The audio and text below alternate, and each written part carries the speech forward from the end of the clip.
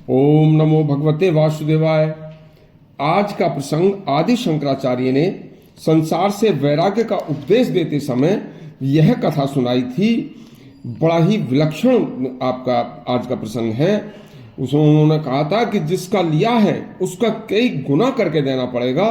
कलयुग का ये नियम है और इसी जन्म में देना पड़ेगा। उसी के अनुसार आपका पुनर्जन्म होगा। सुनिए, भगवान आदि शंकराचार्य ने संसार से वैराग्य का उपदेश देते समय जब यह कथा, बड़ी महत्वपूर्ण सुंदर कथा सुनाई, तो कथा में क्या कहा था सुनिए। भगवान बोले, संसार में हमारे रिश्ते चिर स्थायी नहीं हैं। इस जन्म में पुत्र पौत्र माता पिता सगे संबंधी जो मिले हैं, जरा सोचिए कि यहां जन्म लेने से पहले हम कहां थे और ये सब हमें यहां कैसे मिले। देखो, आज एक ऐसी बात तुम्हें बता रहा हूं जो तुमने शायद ही सुनी होगी। वह बोले, संसार में केवल एक सच्ची पतिव्रता स्त्री को दूसरे जन्म में भी पूर्व जन्म के एक पत्नी व्रतधारी पुरुष पति के रूप में उन्हें मिलता है। यानी कि पतिव्रता स्त्री को दूसरे जन्म में वही पति दूसरे पति के रूप में मिल जाता है। इसके अलावा और किसी को नहीं मिलता। शेष सभी नाते रिश्ते तो इसी जन्म में मृत्यु के बाद समाप्त हो जाते हैं। शेष जन्म अपने अपने पाप पुण्य व कर्मों के अनुसार होते हैं। इसकी एक कथा सुनिए। एक शहर में एक सेठ एक महात्मा के बड़े भक्त थे। उनके पास लगभग वह प्रतिदिन जाया करते थे।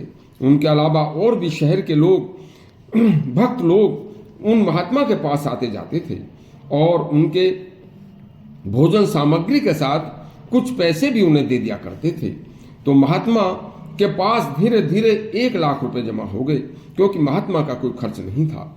तो महात्मा ने सोचा कि इन रुपयों से मैं आश्रम में कुछ भवन निर्माण करा के इच्छुक बच्चों को शास्त्र पढ़ाना शुरू कर देना चाहिए मुझे। जब तक यह कार्य शुरू हो तो ये रुपए उन्होंने सेठ जी का विश्वास करके, जो पहले सेठ थे, उनके पास रख दिए और कहा, जो तुम मेरे पास नित्य आते हो, मुझे आपका बड़ा विश्वास है, आप ये हमारी अमानत संभाल कर रख लो। जब हम आश्रम में काम शुरू कराएंगे तो हम आपसे ले लेंगे। सेठ ने उन 1 लाख रुपयों को अपने कारोबार में लगाकर और ज्यादा धन कमाना शुरू कर दिया। लेकिन सेठ के कोई पुत्र नहीं था और उधर कुछ दिन बाद महात्मा जी ने सेठ जी से रुपए मांगे कि अब आश्रम पर हम कार्य शुरू करने जा रहे हैं, वह हमारी अमानत हमें लौटा दो। तो सेठ के मन में बेईमानी आ गई और सेठ बोला कि कौन से रुपए, तुम्हारे पास इतने रुपए कहां से आ गए, झूठ बोलते हो। सेठ के मुंह से सच्चे संत ने जैसे ही ऐसे वचन सुने तो सुनते ही संत की हृदय गति रुक गई और उनके प्राण पखेरु उड़ गए। सेठ बड़ा प्रसन्न हुआ। उधर 10वें महीने में सेठ का एक पुत्र पैदा हुआ और सेठ ने खुशी से लड़के के पालन पोषण में, लाड़ प्यार में भारी खर्च किया। धीरे धीरे समय बीतता गया, लड़का बड़ा होता गया। लड़के की दिनचर्या दिनों दिन खराब होती चली गई और वह लड़का बुरी संगतों में पड़कर बुरे कर्म करने लगा। सेठ कहता तो सेठ से भी उल्टा सीधा व्यवहार करता। उसने सेठ की समस्त संपत्ति को पानी की तरह बहाना और धूल की तरह उड़ाना शुरू कर दिया। उसके गलत व्यवहार से नौकर चाकर भी भाग गए। सेठ की वृद्ध अवस्था हो चुकी थी। व्यापार भी डूब गया। भारी मात्रा में जुड़ा धन नष्ट हो गया। सेठ जी चिंता में पड़ गए। तब एक दिन उनका इकलौता लड़का बीमार पड़ गया। सेठ ने अपने पास से जो भी पैसा था सारा खर्च कर दिया और कर्ज लेकर भी उसके इलाज के ऊपर लगाया, लेकिन लड़का ठीक नहीं हुआ। सेठ पर कई लाख रुपया बाहर का कर्ज हो गया और अपना कुछ नहीं बचा। बस एक दिन लड़का फिर इसी इलाज मालजा के चक्कर में मर गया। अब सेठ के पास न अपना कुछ बचा न लड़का बचा। सेठ बहुत ही बिल्कुल कंगाल और अकेला रह गया। लड़के का दाह संस्कार करके सेठ जब अपने घर आया तो कई दिन बाद सेठ को हल्की सी नींद आई। तो वह सोते समय उनके पास रात्रि में महात्मा आए और उन्हीं महात्मा ने उनसे आकर कहा कि तुमने मेरे 1 लाख रुपए की बेईमानी करके क्या पैदा कर लिया।